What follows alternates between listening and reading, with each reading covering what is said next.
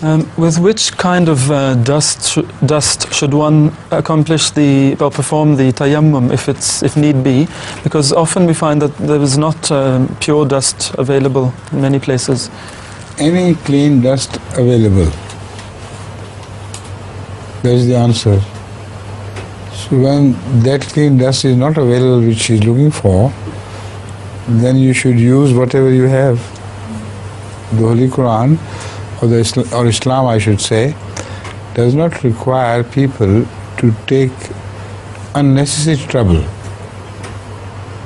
in search of good earth, because if they pursue, if they make an effort to find pure powdered earth, at every such stage when they find some, questions can be raised. Maybe it's full of jarasim, the germs and things. Maybe something bad has happened to this earth. People can throw filth over dust and it dries and nobody can know what happened. Dogs are walking in the parks and they do things and the dust becomes dry. Who would know what has happened to it? So this is called wahm. This is not called Sharia. Sharia is the law of God, and wahm is some people's, how should we translate it into English? Wahm. Suspicious. Suspicion or imagination. You see, it's something in between. When you're overmuch fussy about things, this is wahm. When something is clean available, like you have put this sweet meat, so if I become too fussy where the lady who prepared cleaned her hands properly or not, where the utensil was not properly cleaned, and so on and so forth, this is called wahm. So Rasulullah sallallahu alaihi wasallam has mentioned that wahm is also shaitan. Sure. You should say auzubillah against that wahm and follow the normal course and understand the significance of this order of Allah, which provides you facility, does not want to put you into trouble. This injunction is to provide facility, to provide comfort and ease to the people, not to put them to trouble. So if you don't find dust anywhere else, like this table, you always find small dust. You can do this on the table. You can do it on your ashkan or your coat. But if you do find some dust somewhere on the wall, do it like this.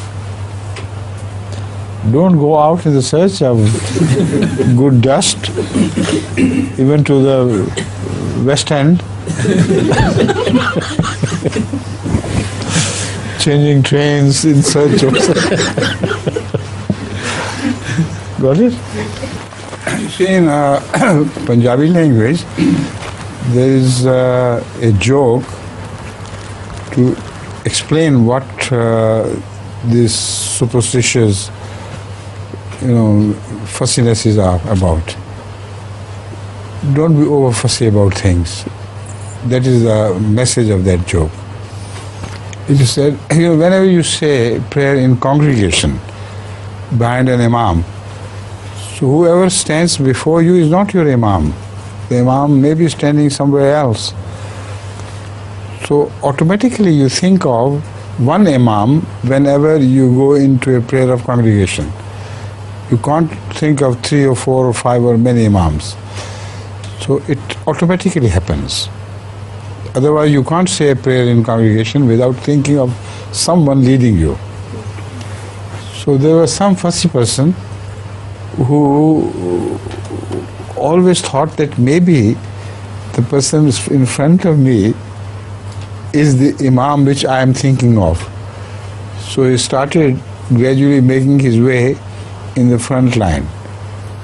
And he ultimately started praying early, coming early and standing in the front line. Then he said, what is before me is wall.